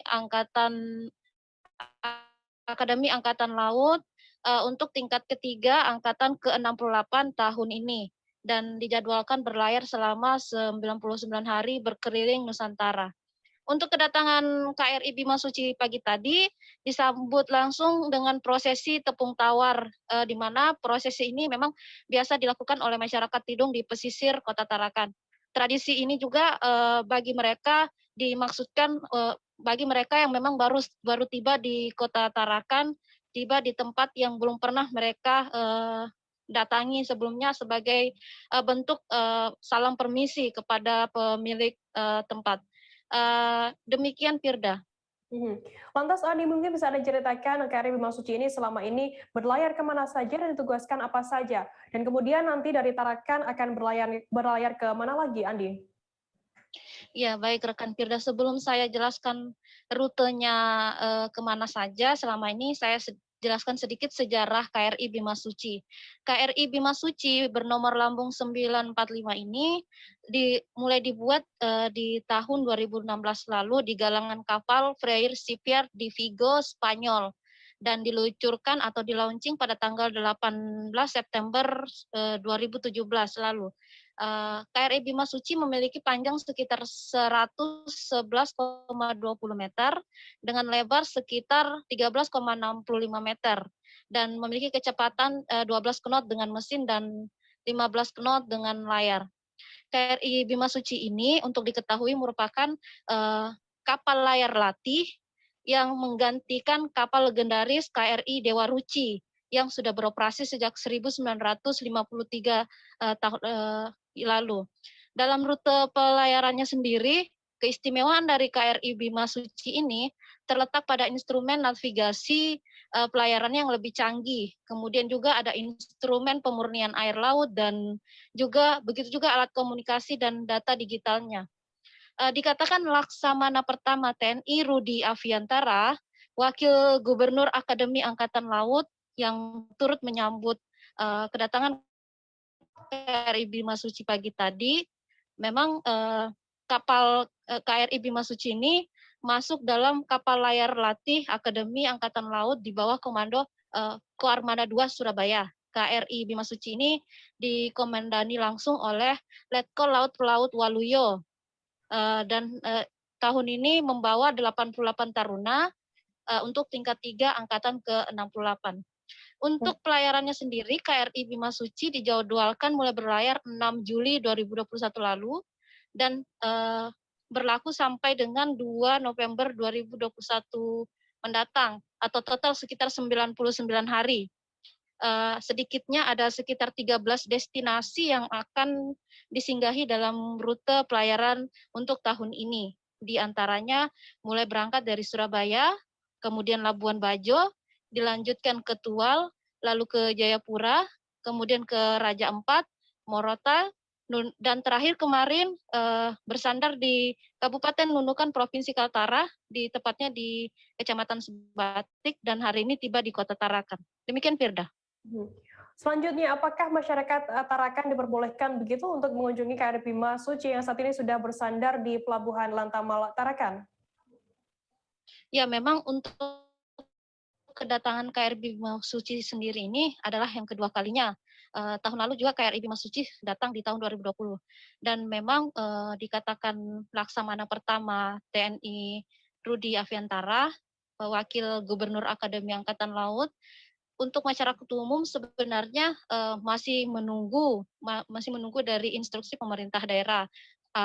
Dan juga melihat zona dari Kota Tarakan saat ini. Namun memang kondisi Tarakan saat ini masih masuk dalam PPKM level 4 sehingga dimungkinkan masih belum bisa dibuka untuk umum.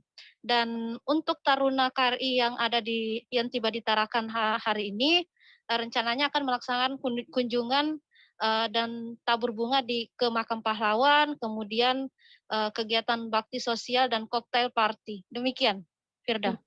Baik, Tribuners, tadi jurnalis kami dari Tribun Kaltara Andi Pausian juga sudah melakukan wawancara dengan Laksamana Pertama TNI Rudi Aviantara dan juga Wakil Gubernur Akademi Angkatan Laut.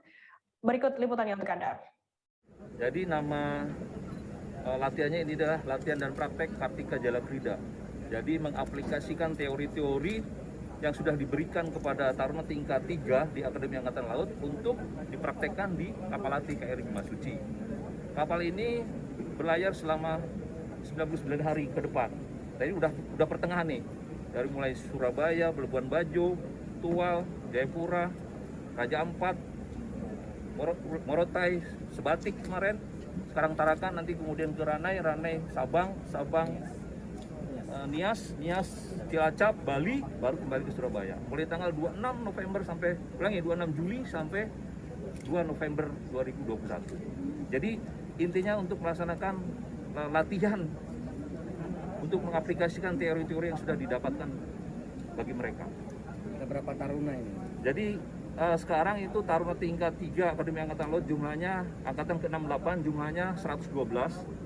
Yang mengikuti pelayaran inilah pelaut teknik elektro supply jumlah 89. Sisanya 23 orang taruna pos marinir juga sedang berlatih pelantikan komando sebagai dasar bagi pasukan marinir. Taruna juga mendapatkan pendidikan di Baluran Banyuwangi.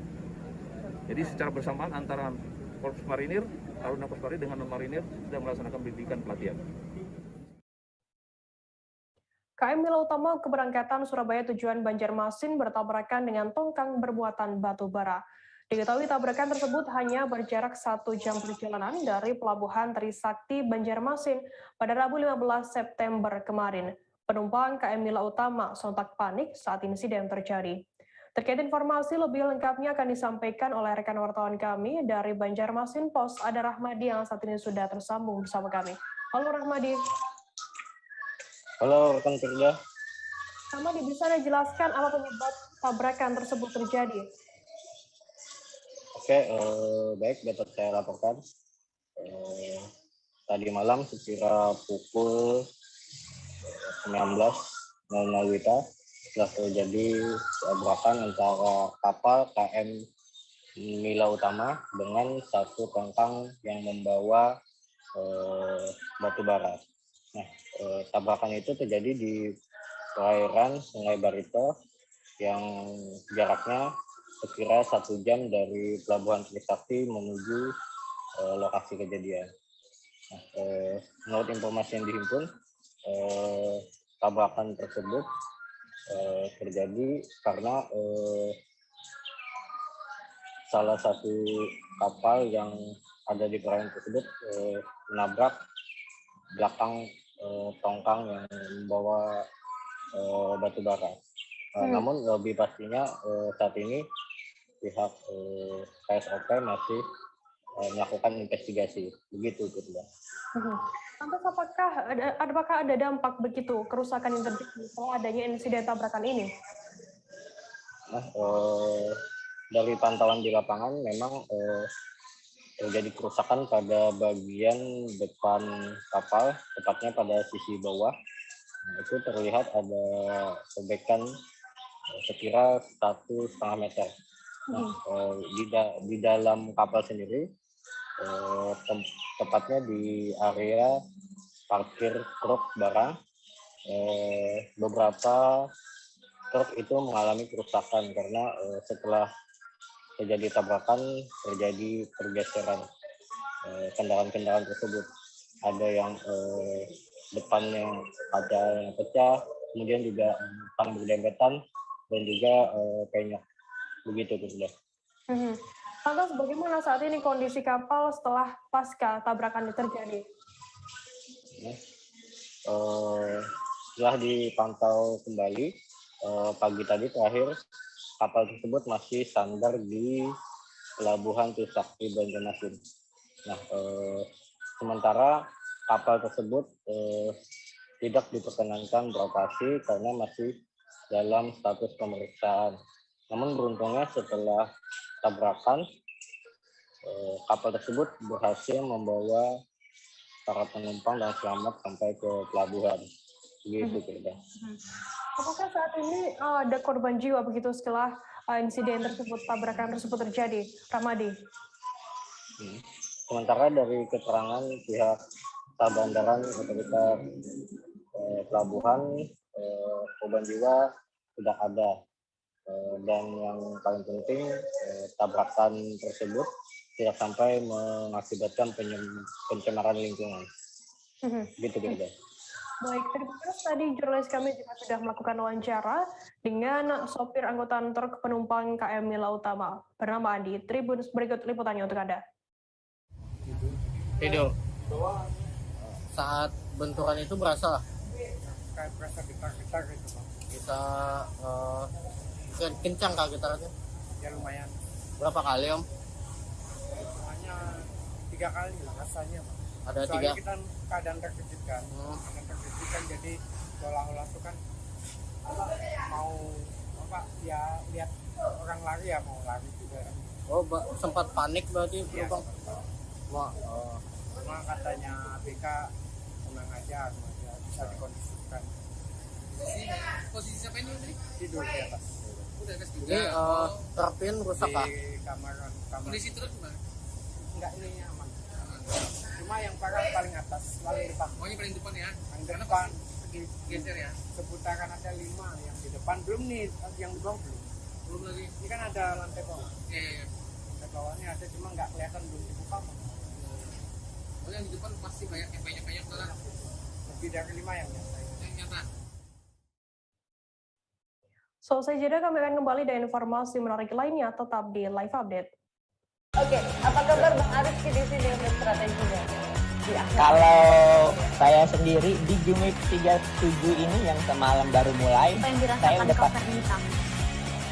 Sebenarnya aku nggak ngerasa itu penangkapan atau penggerebegan atau apapun itu. Karena gini loh, posisinya aku kriteria. Jadi kita mengenal disebut dengan stroke yang tidak berdarah dengan stroke yang berdarah. Stroke yang tidak berdarah itu biasanya ditandai dengan adanya penyumbatan. Kalau itu terjadi di sini mungkin pikirnya tidak ke situ kali ya. Tapi kalau di Korea atau di Kamboja itu ada beberapa paper yang Saya itu Mas, dulunya tukang koran. Oh gitu ya. Tukang koran. Ya saya baca itu Pak. Tuh kan pernah baca kan? Jadi kalau saya jadi tanggam itu udah bersyukur banget. Si anak ini dijadikan sebagai tersangka begitu. Ya, kalau ini kita bicara yang di luar kasus Situbondo ya. Dikenal dengan nama hujan shower, di mana terdapat batas jelas antara daerah hujan dan tidak hujan yang biasanya terjadi pada fase awal mature stage atau tahap Berbahaya dewasa. itu Kang. Jadi mulai artinya terjadinya perlembekan. Nah itu untuk penetrasi akan sulit begitu ya. Dok, saya ini menurut saya memang tidak mudah. Bukan urusan tanah diambil. Kalau misalnya Amerika Serikat sekarang, Rasulullah mengatakan dalam sebuah hadis bahwa berpuasa di 6 hari Syawal itu. Oke, apa kabar Bang Ariski di sini untuk strateginya? Kalau saya sendiri di Jumip 37 ini yang semalam baru mulai, saya udah pas. Sebenarnya aku nggak ngerasa itu penangkapan atau penggerebegan atau apapun itu. Karena gini loh, posisinya aku kriteria. Jadi kita mengenal disebut dengan stroke yang tidak berdarah dengan stroke yang berdarah. Stroke yang tidak berdarah itu biasanya ditandai dengan adanya penyumbatan. Kalau itu terjadi di sini mungkin pikirnya tidak ke situ kali ya. Tapi kalau di Korea atau di Kamboja itu ada beberapa paper yang Saya itu Mas, dulunya tukang koran. Oh gitu ya. Tukang koran. Ya saya baca itu Pak. Tuh kan pernah baca. Terima kasih Anda masih bersama kami di Live Update. Kita beralih ke informasi selanjutnya, Saudara. Jumlah warga terjebak banjir saat rekreasi di Sungai Latupa, Kecamatan Mungkajang, Kota Palopo, Sulawesi Selatan pada Rabu 15 September sore. Pengunjung diketahui berjumlah 15 orang, merupakan warga dari Kabupaten Luwu, Sulawesi Selatan. Untuk informasi lebih detailnya sudah bergabung bersama kami wartawan dari Tribun Timur, ada Arwin Ahmad yang akan memberikan informasi lengkapnya untuk Anda. Halo Arwin, selamat sore. Halo, Firda dan Tribuners. Arwin, bisa Anda jelaskan bagaimana kronologis jumlah pengunjung ini terjebak banjir di sana? Ya baik, Firda dan Tribuners. Saya ingin melaporkan kejadian sejumlah warga atau pengunjung terjebak banjir di Permandian Latupa, Kelurahan Latupa, Kecamatan Mungkajang, Kota Palopo, Sulawesi Selatan. Itu kejadiannya pada Rabu 16 September kemarin, tepatnya di sore hari, di mana kronologisnya itu sekitar pukul 15 WITA atau pukul 3 sore, para pengunjung ini menuju ke permandian Latupa. Melihat kondisi cuaca yang cerah, mereka kemudian menyeberangi sungai untuk mencari tempat yang lebih nyaman untuk piknik. Namun beberapa saat kemudian tiba-tiba air meluap dan keruh, volume air sungai naik dan mereka terjebak di seberang, dan sementara tidak ada akses lain untuk menyeberang kembali ke pemukiman. Mereka sempat terjebak hingga kurang lebih 2 jam sampai akhirnya regu penyelamat tiba. Regu penyelamat ini tiba berkat warga yang menghubungi pemerintah setempat atau pemerintah kecamatan setempat, kemudian pemerintah menghubungi regu penyelamat, dalam hal ini BPBD dan Damkar, Dinas Damkar. Seperti itu sementara. Arun, mungkin bisa Anda jelaskan seperti apa proses evakuasi yang dilakukan oleh petugas dan warga sekitar di sana? Ya, evakuasi ini dilakukan dengan cara petugas menghubungkan tali pengaman dari sisi satu ke sisi seberang, kemudian para pengunjung ini dievakuasi satu persatu menyeberangi sungai yang volumenya sudah naik. Saya juga ingin menyampaikan bahwa di Kota Palopo memang saat ini cuaca tidak menentu. Seperti itu. Arwin, mungkin bisa Anda jelaskan bagaimana untuk kesaksian dari para pengunjung yang terjebak banjir di saat sedang berrekreasi ini? Ya, Firda. Para pengunjung ini awalnya rekreasi dalam rangka reuni sekolah. Mereka berjumlah 15 orang. Kemudian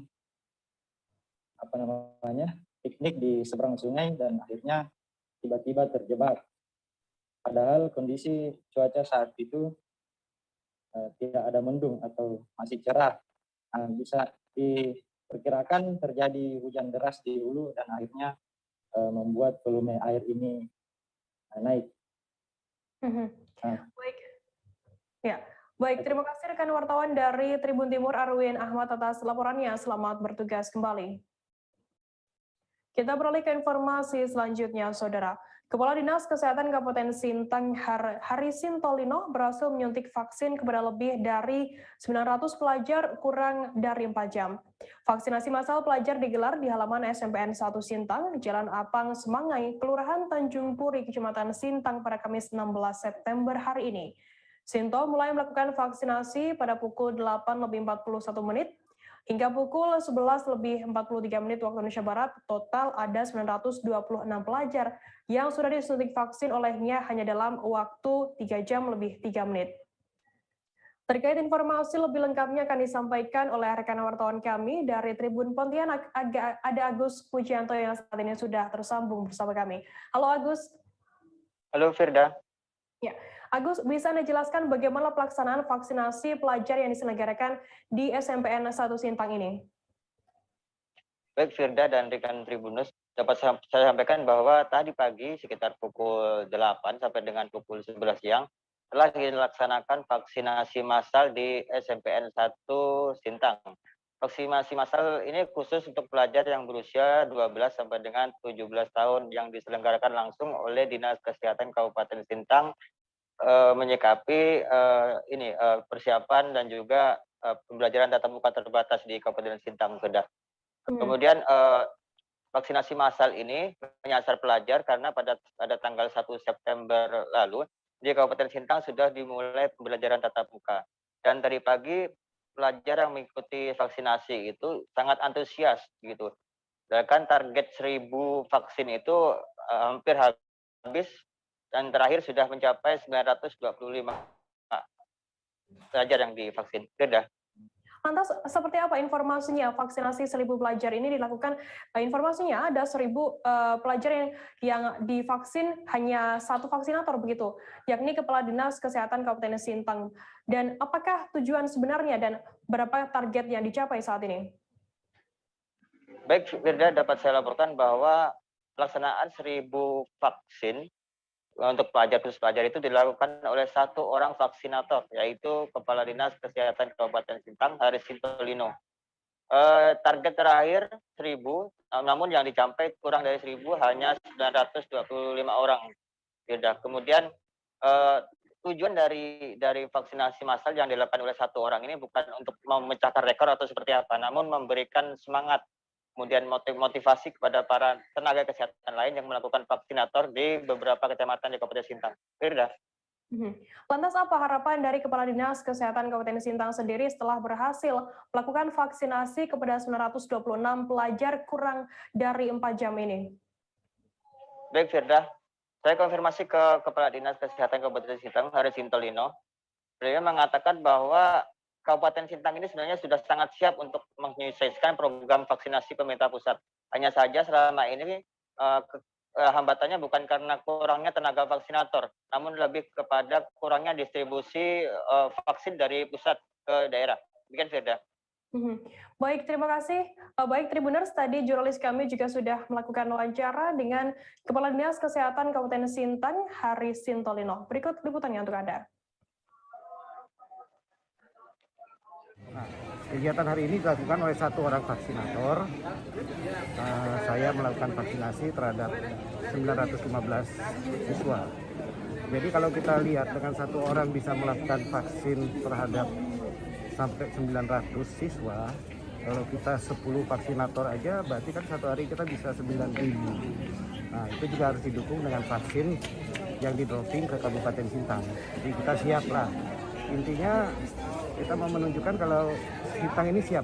Berapapun vaksin yang dikirim ke kita akan jangkau masyarakat yang membutuhkan. Stok kita vaksin ini sekarang cukup banyak lah ya. Makanya kita bisa melakukan kegiatan ini. Jadi pusat pun sudah mulai memperhatikan ke daerah-daerah, provinsi juga sudah mulai memperhatikan ke daerah-daerah. Kita semuanya, seluruh kabupaten itu mendapatkan stok vaksin yang cukup. Nah, kita juga bagi stok vaksin ini sampai ke kecamatan-kecamatan. Kita masih punya stok bisa untuk sekitar 10.000. Nah, itu kita bagi juga ke kecamatan-kecamatan. Orang nih? Sebenarnya sih ini biasa aja. Saya mau memberikan semangat kepada seluruh teman-teman di puskesmas bahwa bukan cuma teman-teman di puskesmas saja yang capek melakukan vaksinasi, bukan juga teman-teman Polres, bukan juga teman-teman di TNI, tapi kita semua. Kita berusaha supaya mensukseskan vaksinasi dengan target minimal 80%. Muncul hawa panas dari ruangan rumah warga yang tinggal di Desa Kedaton, Kecamatan Kalianda, Kabupaten Lampung Selatan, tepatnya di depan SMA N2 Kalianda. Hal ini dibenarkan oleh pemilik rumah bernama Sukarman, 61 tahun. Sukarman mengatakan hawa panas tersebut muncul dari lantai rumahnya sejak seminggu lalu. Terkait informasi lebih lengkapnya akan disampaikan oleh rekan wartawan kami dari Tribun Lampung. Ada Dominius Desmantri yang saat ini sudah tersambung bersama kami. Halo Domi. Halo rekan Firda. Ya, Domi, bisa Anda jelaskan fenomena munculnya hawa panas dari kamar warga Kedaton ini seperti apa informasinya? Baik.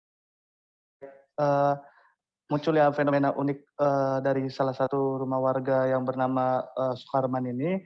Awalnya Sukarman sedang menunaikan sholat, lalu tidak berapa lama dia mengecek lantai ruangannya tersebut, merasa ada hawa panas yang muncul dari dalam lantai tersebut. Lalu dia mencoba membaringkan badannya, lalu merasa terasa panas begitu. Lalu dia mencoba untuk dengan makhluk hidup lainnya seperti ayam diletakkan di ruangan tersebut, namun ayam tersebut tidak mengalami masalah apa-apa, dan dia juga sempat menaruh semacam anduk basah di situ, lalu 2 jam kemudian anduk tersebut kering. Lantas Domi, apa yang sudah dilakukan oleh pemilik rumah sendiri terkait adanya fenomena hawa panas yang muncul di ruangannya tersebut?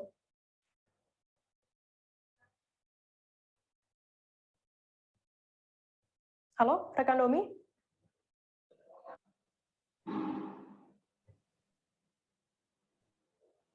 Halo, rekan Domi, bisa mendengar kami dari studio? Ya, bisa dengar rekan Firda. Domi, bisa Anda jelaskan apa yang saat ini sudah dilakukan oleh pemilik rumah ini setelah adanya fenomena hawa panas yang menyeruak di salah satu ruangan rumahnya? Oke, baik. Setelah melihat kondisi yang tidak wajar dari salah satu ruangan yang ada di rumahnya, Pak Sukarman mencoba menghubungi petugas Damkar Kabupaten Lampung Selatan, dan petugas Damkar Kabupaten Lampung Selatan telah mengecek ruangan dari mana rumah yang berada di pemilik Sukarman itu. Kemudian bagaimana tanggapan dan upaya dari pihak terkait adanya fenomena yang berbeda ini, yang unik ini? Nah, dari petugas Damkar Kabupaten Lampung Selatan, mereka menjelaskan adanya hawa panas yang muncul dari ruangan yang ada di rumah Pak Sukarman itu bisa jadi disebabkan oleh aliran belerang yang ada atau yang muncul dari Gunung Raja Basah. Dan mereka juga sudah berupaya berkomunikasi dengan dinas terkait, yakni ESDM yang ada di Provinsi Lampung, untuk mencoba mencari tahu dari mana sumber hawa panas yang ada di ruangan yang ada di rumah Pak Sukarman tersebut. Baik, Tribuners, tadi jurnalis kami juga sudah melakukan wawancara dengan pemilik rumah bernama Sukarman dan juga Kepala Bidang Pemadam Kebakaran dan Penyelamatan Kabupaten Lampung Selatan, Ruli Fikriansyah. Berikut liputannya untuk Anda. Yang tahunya begitu saya pijak ada beberapa lantai itu terasa panas. Awalnya saya pikir itu hanya bekas kucing tidur di situ.